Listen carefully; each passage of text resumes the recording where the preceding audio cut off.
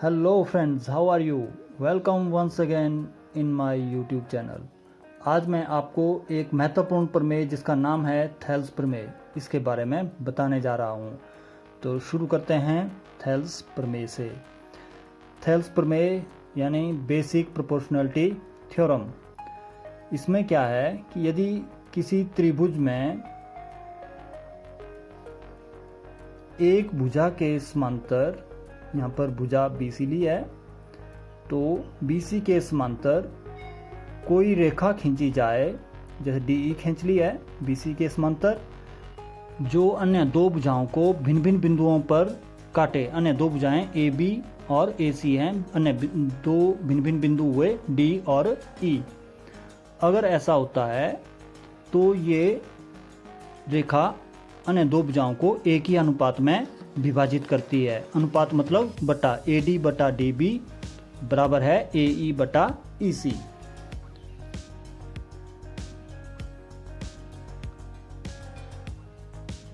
तो दिया है इनके त्रिभुज ABC दी हुई है हमें, और इसमें क्या है DE समांतर है BC के।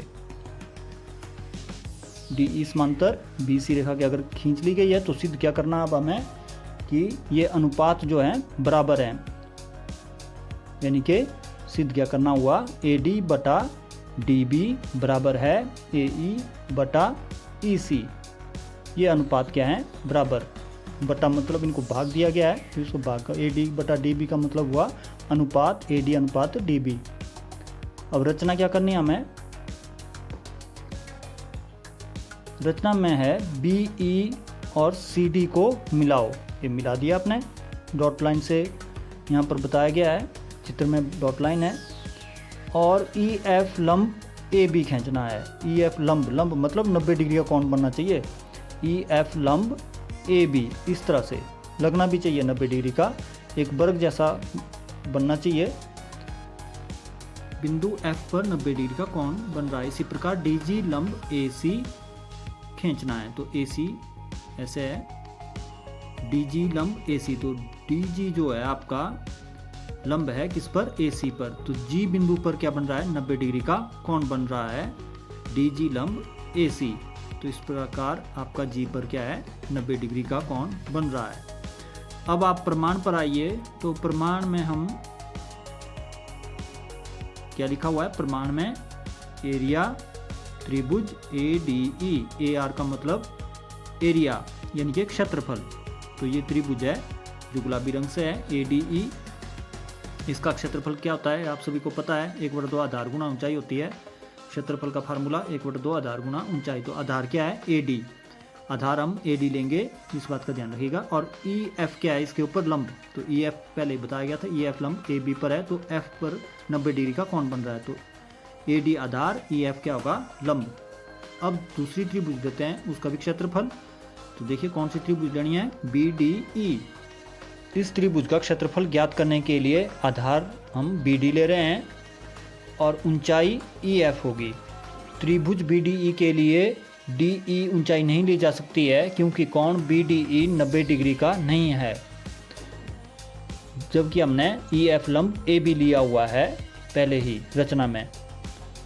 तो F पर जो है 90 डिग्री का कोण बन रहा है, तो इसके त्रिभुज BDE के लिए ऊंचाई क्या होगी, EF ही होगी।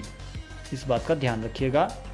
तो EF जो है दोनों त्रिभुजों के लिए ऊंचाई ली गई है, ADE के लिए भी और त्रिभुज BDE के लिए भी EF ही ऊंचाई ली गई है।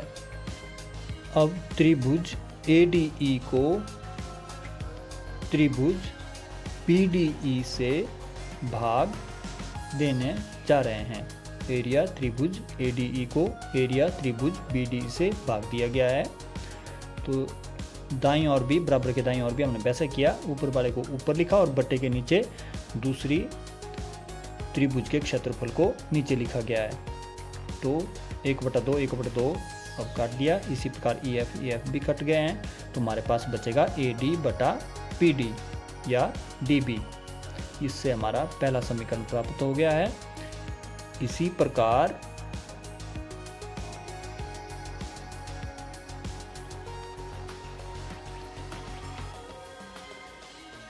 एरिया AD हमने ऊपर लिखा हुआ है, लेकिन एरिया BDE जो नीचे लिखा था उसकी जगह हम ले रहे हैं अब एरिया CDE। तो BDE कहाँ था आप देख सकते हैं, और CDE त्रिभुज कहाँ बन रही है। तो BDE त्रिभुज हम पिछले बारी में दी थी, तो इस बार हम बट्टे के नीचे क्या लिख रहे हैं, त्रिभुज CDE, इसका क्षेत्रफल लिख रहे हैं। तो इससे भाग देने जा रहे हैं, तो हमने क्या लिखेंगे, इसी प्रकार एरिया त्रिभुज ADE बटा एरिया त्रिभुज CDE। तो ये किसके बराबर होगा,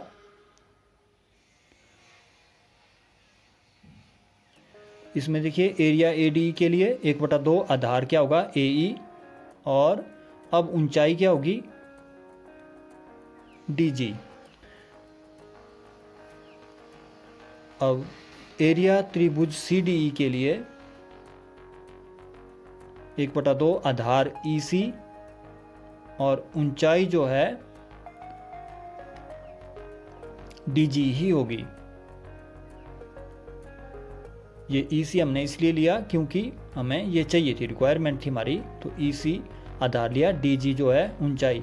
जैसे पिछली बारी हमने EF लिए थे ऊंचाई, इस बार हमारे पास DG ऊंचाई होगी। तो पहले समीकरण में हमने देखिए EF लिया है ऊंचाई, जबकि जो दूसरे समीकरण में है इसमें हमने DG ऊंचाई ली हुई है। क्योंकि दोनों त्रिभुजें जो BDE और CDE हैं एक ही आधार, जब देखिए BDE और CDE ये दोनों त्रिभुजें एक ही आधार, तो आधार कौन है इनका, DE इस पर स्थित है। ये दोनों ही त्रिभुजें किस पर स्थित हैं, एक ही आधार DE पर स्थित हैं। तो हम लिखेंगे क्योंकि दोनों त्रिभुजें BDE और CDE एक ही आधार DE पर स्थित हैं, और दो समांतर रेखाओं कौन कौन सी, DE और BC के बीच में स्थित हैं। अगर ऐसा होता है तो इनके क्षेत्रफल भी बराबर होते हैं, तो इसलिए हमने लिखा है AR एरिया, अर्थात एरिया त्रिभुज BDE बराबर है एरिया त्रिभुज CDE। तो अगर आप ऊपर देखें पहले समीकरण और दूसरे समीकरण में, तो जो अंश में देखते हैं तो एरिया त्रिभुज ADE दोनों में है, लेकिन बटे में अलग अलग त्रिभुजें थी। इनके एरिया त्रिभुज BDE था, दूसरी बारी में एरिया त्रिभुज CDE है।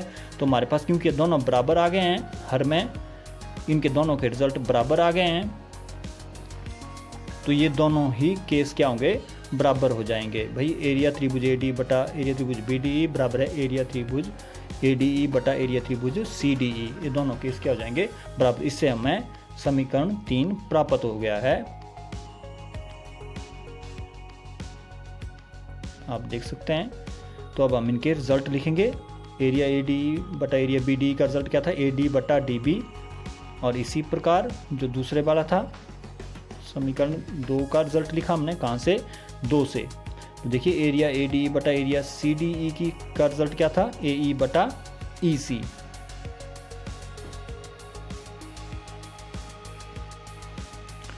तो एक बार फिर देखें तो हमें सिद्ध करना के लिए क्या था, देखो AD बटा DB बराबर है AE बटा EC, यही हमें सिद्ध करना था। तो एक बार फिर से आप देख सकते हैं, यदि एक भुजा के समांतर कोई रेखा खींची जाए तो ये रेखा क्या करती है, अन्य दो भुजाओं को एक ही अनुपात में भाग करती है, डिवाइड करती है, विभाजित करती है। यानी कि एक ही अनुपात मतलब AD बटा DB बराबर है AE बटा EC। धन्यवाद।